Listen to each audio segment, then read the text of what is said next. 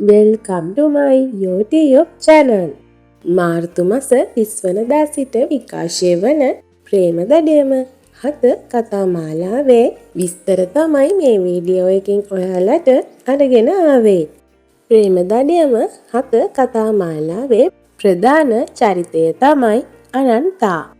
සර්වශ්‍රේෂ්ඨ රාගව සහ සර්වශ්‍රේෂ්ඨ නාගින් ප්‍රගතිගේ ජීව විද්‍යාත්මක දියණිය තමයි අනන්තා. ඇය අනන්ත කුල් නාග රාජිනිය බවට පත්වීමට නියමිතයි. ප්‍රගති ඇයව බිහිකිරීමෙන් පසු අනන්තා ලෙස ඇයට නම් තබා ප්‍රගති මිය යයි.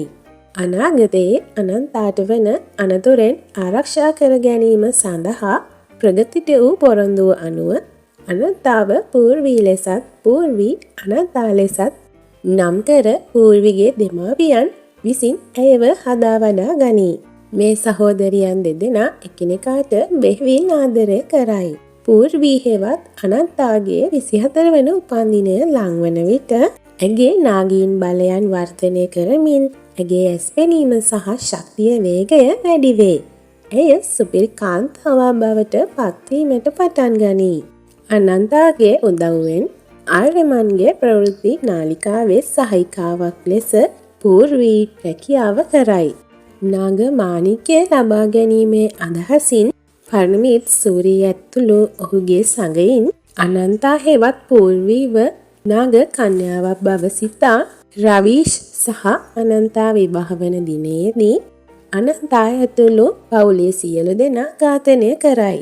පූර්වී ලෙස පෙනී සිටින සැබෑම අනන්තාටද ආර්යමන් පිහියෙන් පහර දෙයි. අනන්තා නැවත නාගීන් බලයන් සම්පූර්ණ කරගනිමින් මාස 6කට පසු නැවත පලිගැනීමට පැමිණෙන්නේ අහානා දවාන් ලෙසින්.